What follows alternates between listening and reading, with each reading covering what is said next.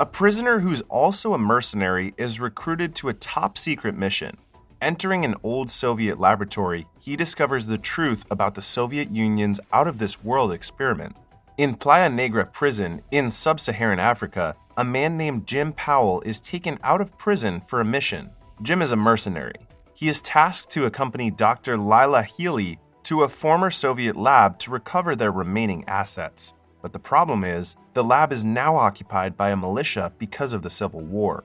Not wanting to start a war, the people that recruited Jim want the mission to be discreet and fast. With Jim's team, which consists of Steinman, Mason, Corey, Williams, and Harris, alongside a guy named Spencer that Dr. Healy brought, the team makes their way to the lab. The scene changes to Williams and Harris disguising themselves to infiltrate the camp. Then, the rest of the team carefully continue their way through a minefield when they notice a patrolling scout. Jim immediately orders the team to take cover. The scout wearing a skull mask roams the area for a while, but they're lucky not to be seen. After some time, the team manages to get near the target facility. Jim and Steinman watch over Williams and Harris using their scopes. Williams and Harris are stopped on their way at the entrance. They see the scout from earlier, who turns out to be a woman. They all witness how the female scout cold-bloodedly shoots a civilian. Then, a man questions Williams and Harris. Williams pretends to be a Russian and that they will check on the camp's security cameras. Williams shows the man a paper as proof of his claim. When the man brings the paper to El Dictator, the leader of the militia, Williams knows he has messed up because the man didn't sound Russian at all. To keep their cover protected, Harris pretends to be drunk. He steps out of the car and starts trash-talking the Russians, even making his way to the El Dictator. Fortunately, El Dictator believes Harris's act. Then, they manage to make their way through the camp's security control center. Williams guides the rest of the team to a safe route to enter the underground bunker. The female scout suddenly appears and is suspicious of Williams and Harris, especially of Williams. But Harris manages to drive her away. Afterward, Harris meets with the rest of the team. On the way, they find a woman held captive in an office. The team contemplates what they will do with the woman when they hear a man coming into the room. They quickly turn off the light, and when the man enters the room, Harris and Mason take him down. However, during the struggle, the man fires his gun. Mason quickly assures Jim that the people outside won't hear a thing. However, the woman caught a bullet and died. Spencer then sets up the scene as if the man tried to rape the woman and she killed him in self-defense. The team continues on their way and Jim orders Harris to go back to Williams to continue their act. The team uses an old tunnel. Without any of them noticing, someone is already following them. Back in the security center, Williams operates monitors that are not allowed to be used by outsiders. He discovers that the monitors are connected to the cameras at the tunnel leading to the laboratory. Showing it to Harris, they notice that someone is following the team. Harris tries to warn them through the radio, but cannot reach them. With no other choice, Harris follows them while Williams stays behind. The scene changes to Corey being attacked by the man following them. He injects Corey with a syringe, but when he turns around to shoot, the attacker is gone. The team goes back for him and searches for the attacker, but they find nothing. Knowing that they're at a disadvantage, Jim decides that they have to stick to the plan and just heighten their alertness. After some time, Corey starts developing a fever and he sees the lumps are growing in his arm. Meanwhile, the female scout is back with a young militia soldier who's from Georgia, the place where Williams claims that he is from. Then, two more militia soldiers appear and point their guns at Williams.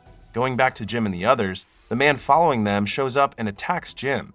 He tries to inject him with a syringe as well, but Jim manages to catch his arm. Luckily, Harris arrives on time and shoots the attacker as well as the other one that shows up. However, one attacker manages to shoot Harris. Spencer then catches Harris and takes the attacker down. When the team finally reaches the lab, they immediately bring Harris to the medical room. Afterward, the team finds Dr. Irvine with a pregnant woman. The men restrict the doctor while Dr. Healy and Steinman attend to the woman. Then, they question Dr. Irvine. That's when Jim discovers that the assets that they are tasked to recover are the woman and the other specimen just like her. Jim asks Dr. Irvine about the people that attacked them earlier, worried that one of his friends is missing. Dr. Irvine says that they are war orphans that she found. She trains them to be guards of the tunnel. Dr. Irvine also reveals that the syringe that the attackers use contains biochemical weapons. Dr. Healy tells Jim that they can't leave right now because the woman, whose name is Ollie, is about to give birth. Jim talks to Dr. Healy in private while the rest of the team keep an eye on Dr. Irvine. Jim realizes that Dr. Healy works together with Dr. Irvine in this lab, and he is pissed that he knows very little about the truth of their mission. He then tells Dr. Healy that they can't stay here for long because it's too risky. Dr. Healy insists that he needs to follow her orders, but Jim asserts that they will leave in 30 minutes, so she better fix everything by that time. Pissed, Jim goes back to Dr. Irvine and he insists that she tells him everything there is to know about their research. Dr. Irvine reveals that the old Soviet Union spends lots of money on all sciences, especially if it can be weaponized. And with lots of meteorite strikes that happened in Russia, the Soviet scientists explored each site for anything that could be valuable to them. She then tells them about the Scintilla project. Dr. Irvine shows them a very old meteorite that contains DNA cells. The Soviet Union approaches Dr. Irvine to work on the DNA found in the meteorite with the promise of freedom from any rules or ethical restraints. Then, Dr. Irvine brings Jim and Steinman to Goeth, the other specimen. Goeth has the body of a normal teenager, but his eyes are different and he breathes through his neck.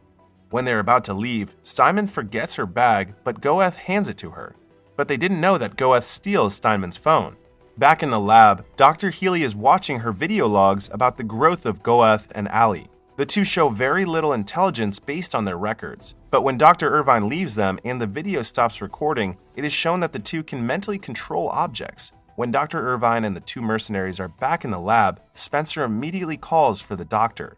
Allie is about to give birth and she won't be surviving the process.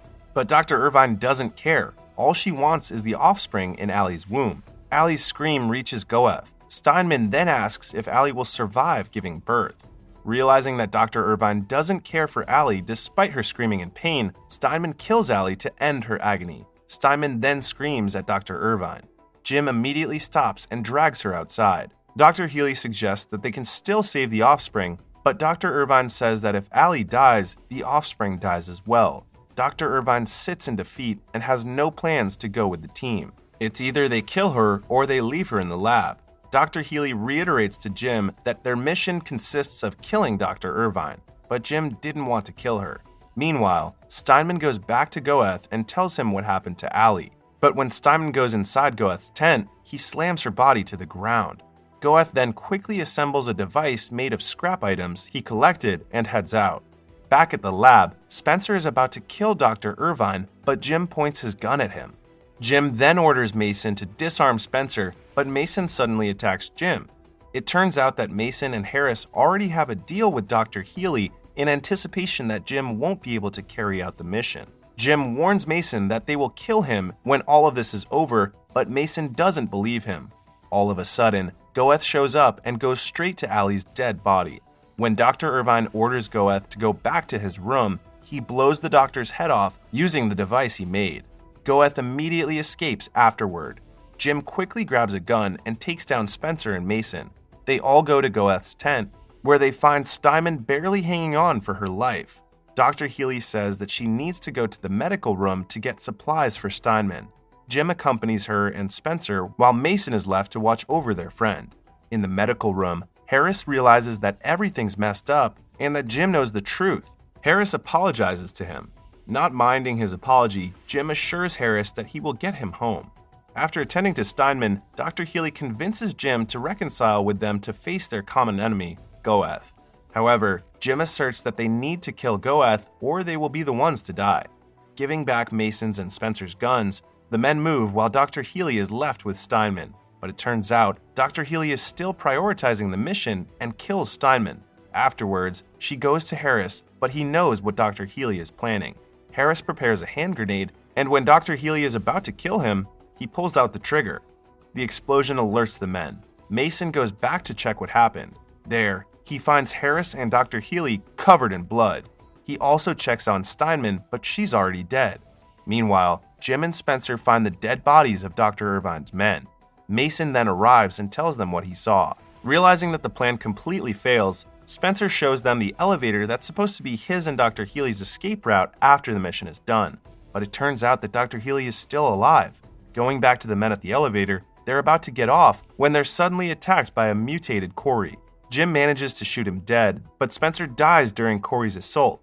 They continue and find William beaten black and blue outside, but the militia didn't mind them because they were fighting Goeth. The three watch as Goeth effortlessly kills the militia, even their leader, El Dictator. Mason is about to sacrifice himself for Jim to have a clear shot at Goeth, but Goeth's device malfunctions. Mason mocks the batteries he used, but the alien picks up a machete and cuts him in half. Jim is about to shoot Goeth, but Dr. Healy shoots him. Luckily, it's not a fatal shot, and Williams finally kills her. Jim points his gun at Goeth again. They come face to face, but the alien is distracted by a crow, and he follows it. Jim follows Goeth and is about to shoot him when the alien suddenly speaks, daring Jim to shoot him. Jim is shocked and fails to kill Goeth until he finally escapes. Then, we see Jim caught by soldiers, singing like a crazy man. The movie ends with Goeth walking around the streets of the United Kingdom.